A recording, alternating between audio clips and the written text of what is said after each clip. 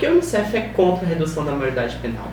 A Unicef tem um mandato global de proteger os direitos das crianças e apoiar os países para implementar a Convenção sobre os Direitos da Criança. E um dos princípios da Convenção é de que uma criança ou um adolescente que comete um ato infracional, ele não pode ter uma pena nem igual nem maior do que um adulto. Esse é um princípio fundamental que a Convenção tem e que exige então que os países construam sistemas específicos para apoiar e para tratar os adolescentes que cometem algum ato infracional. Então, como o Brasil é signatário da Convenção, né, e é a convenção mais assinada do mundo, somente 2 países não assinaram essa convenção, os Estados Unidos e a Somália.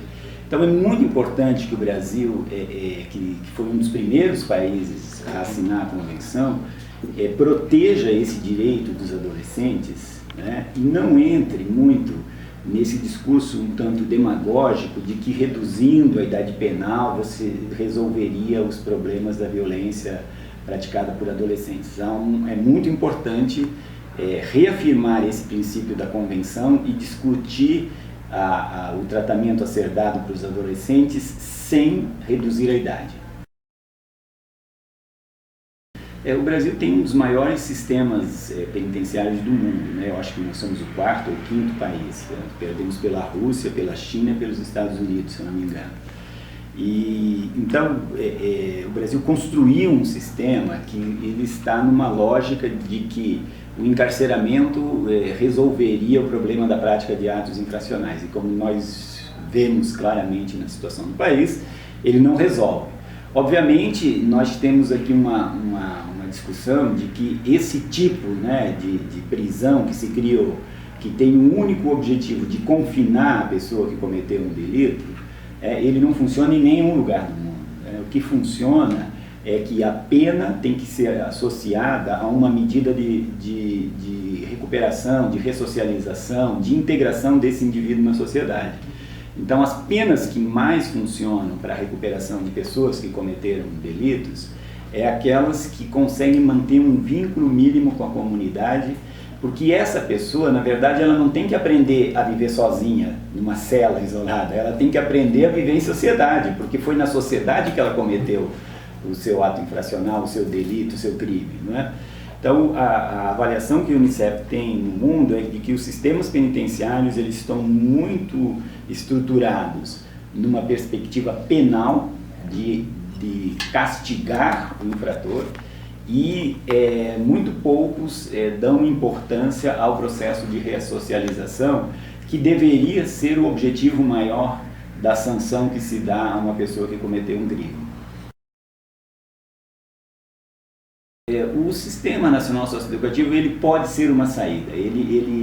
Infelizmente, ele ainda não está construído sobre as bases do Estatuto da Criança e do Adolescente, né? Que diz, por exemplo, que a gente deve separar os adolescentes pela compleição física, pelo tipo de ato infracional cometido, pela idade. Quer dizer, o sistema socioeducativo ele tem essa ideia de que nós temos que dar um tratamento individualizado. Não adianta você pegar um menino, né, que cometeu diversos delitos de furto e que o juiz resolveu prender e colocar junto com o menino que cometeu homicídio, né? Essa convivência desses 2 sujeitos não vai ajudar na ressocialização deles. Então, é importante que os princípios do Estatuto, né, desde o princípio do direito de defesa de um adolescente, né, hoje nós temos, infelizmente, muitos adolescentes negros e adolescentes pobres que não têm acesso à justiça, que acabam sendo punidos porque eles não têm ninguém que os defenda, né? Às vezes eles são punidos por um crime que, se eles tivessem uma boa defesa, eles teriam uma medida em meio aberto, em vez de serem levados a uma unidade de internação, por exemplo. Então, o sistema socioeducativo, ele tem um bom conceito, ele tem uma boa lógica de funcionamento, mas ele tem uma implementação que ainda é deficitária. Nós precisamos ainda melhorar a implementação do sistema socioeducativo. Então, nós precisamos acabar com essas grandes unidades que têm 100, 150, 200 adolescentes e trabalhar com unidades com no máximo 40 adolescentes, onde você vai tratar de forma individualizada. Nós precisamos terminar com essa história de que os adolescentes de manhã vão para a escola, à tarde fazem algum tipo de profissionalização, às 4 horas da tarde jantam e vão para a tranca, como chamam alguns centros de internação, né? Ou seja, a desocupação dos adolescentes, o fato deles não terem momentos para refletir, para aprender, para trabalhar em grupo, para ter atividades de lazer, de cultura, a falta disso tudo vai gerando neles ou uma depressão, uma tristeza, né, que impede depois a sua ressocialização, ou então uma revolta, que faz com que eles saiam de lá, né, sem muita perspectiva na vida. Então, o grande desafio do Brasil é que assegurar que o sistema socioeducativo cumpra o seu papel de dar a esse adolescente uma oportunidade. Eu acho que agora é o momento, né, que o país tem para reafirmar os princípios que estão definidos no Estatuto e construir de fato um sistema de garantias. Nós precisamos ter no país um conjunto de organizações, de instituições, de órgãos, de políticas e de programas que cada vez que uma criança tem uma ameaça ao seu direito, algum órgão, ou o Conselho Tutelar, ou o Conselho de Direitos, ou o Ministério Público, ou o CRAS, ou o CRES, ou algum órgão do governo vai apoiar aquela família, aquela criança, para que aquele direito não seja violado, né? Se a gente tem uma criança fora da escola, que haja um programa de busca ativa para trazer essa criança para a escola. Se nós temos uma criança sem o atendimento de saúde, por exemplo, que haja um conselho tutelar que vá lá na Secretaria de Saúde e obrigue a Secretaria a prestar aquele serviço. Então, o grande desafio desses 25 anos do Estatuto é que esse sistema funcione de uma forma cotidiana, sistemática, não episodicamente, né? Tem uma tragédia, o sistema funciona, né? Nós precisamos garantir que as famílias, as crianças saibam que o país tem o serviço para garantir que todas as pessoas tenham os seus direitos básicos garantidos, né? Eu acho que o Estado brasileiro fez um grande avanço na inclusão social. Nós hoje, depois de 25 anos, somos um país melhor para uma criança viver, né? Mas ainda não somos o país ideal, ainda nós temos que avançar muito. A educação é essencial. Diversos estudos que a gente fez nesse tema mostrou que a profissionalização ajuda, a cultura, a arte, elas têm um papel importante na ressocialização, mas a melhoria da escolaridade, e da escolaridade calculada em séries, em anos de estudo, na verdade, assim, bem objetivamente, ela é essencial. Um garoto que entra numa unidade de internação, por exemplo, que cometeu um delito lá de furto, se ele conseguiu naqueles 3 anos concluir o ensino médio, por exemplo, né, que ele vai poder estudar aí por blocos, por uma organização curricular diferenciada, se ele sai com o ensino médio completo daquela unidade, a reorganização da vida dele sem praticar o delito é muito mais fácil. Agora, se ele sai de lá só com um curso de estofador e ele entrou lá na 6ª série e saiu de lá na 7ª, mal concluída ainda, aquele curso de estofador que ele fez, de fato, ajuda em alguma coisa, mas não é decisivo para ele não voltar a praticar um delito, porque a renda que ele vai ter é muito baixa, normalmente o trabalho dele vai ser um trabalho precário, sem proteção social, sem, né, algum tipo de seguro, de FGTS, de INSS. Então, todos esses benefícios, eles geram uma instabilidade que organiza a vida do adolescente. Então, a escolaridade é chave, né? A educação tem um papel importantíssimo, por isso que nós dizemos que a escola, né, ela é o centro do projeto pedagógico de uma unidade de atendimento a adolescentes em conflito com a lei. Ela é fundamental para o processo de ressocialização.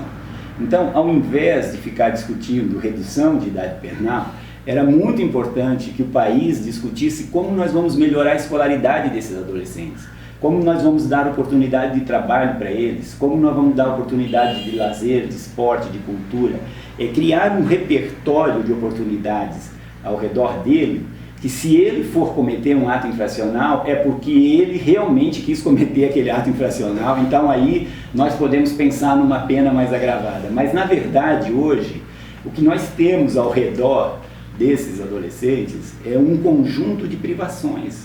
de falta de oportunidades, né? É um conjunto de omissões e de negligência que impedem a gente de olhar claramente o que está acontecendo na vida daquele jovem, daquela menina que cometeu um ato infracional. Então, eu acho que o debate não está muito frutífero nesse momento, assim, a gente não consegue sair dessa discussão do sim ou do não, de ser a favor ou de ser contra, porque as pessoas, em geral, elas querem proteger a si mesmas, elas estão com medo da violência, então querem encarcerar quem quer que seja que represente uma ameaça para elas. Mas não conseguem enxergar que o encarceramento, né, a prisão, o confinamento, não é a melhor solução. A melhor solução seria a gente estar discutindo com todos os educadores nas escolas, com os professores, com os gestores de políticas públicas, como que a gente faz para que esse adolescente que cometeu um delito reorganize a sua vida sem precisar cometer delitos novamente. Que ele não tenha essa opção, que ele perceba que estudando, tendo uma profissão, desenvolvendo os seus talentos, as suas capacidades, ele vai poder ser feliz também. Ele não vai precisar assaltar, não vai precisar roubar, ele vai se integrar na sociedade. Então, quando a gente faz essa reflexão, o que acontece? É que o discurso de quem defende a redução da idade penal é um discurso simplificador. Tem temas que não dá para simplificar. O tema da idade penal não é uma questão de reduzir ou não a idade penal, né? Eu quero dizer que a gente falar também em não reduzir a idade penal, não é isso que também, deixar tudo como está também não vai resolver.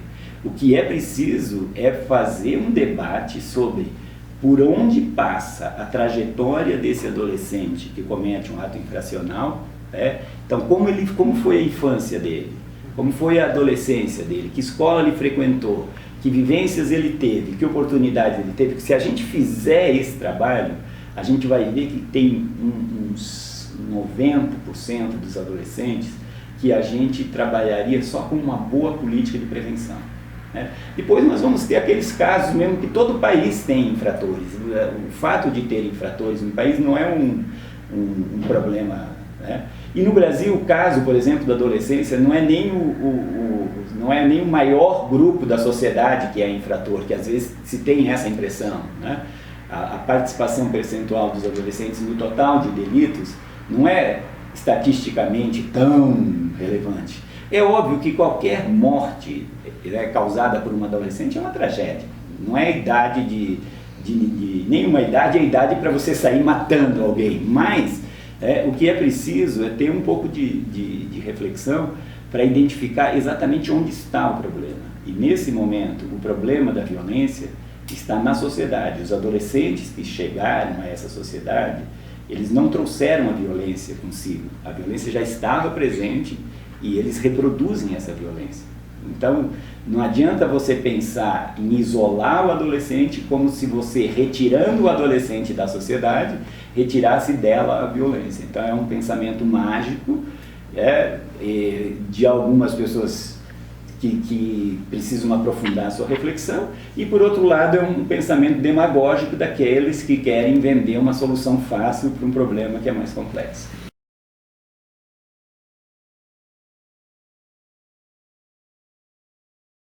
O Unicef tem dialogado com diferentes instituições, atores, governos que têm interesse em proteger os direitos da criança, né? No Congresso a gente tem um cenário um pouco mais conservador, né, com isso que está sendo chamado de bancada da Bíblia, da bala e do boi, né? Ou seja, os interesses do agronegócio, os interesses dos grupos evangélicos, né, o interesse dos grupos da segurança pública, que tentam identificar na redução da idade penal alguma forma de enfrentar a violência.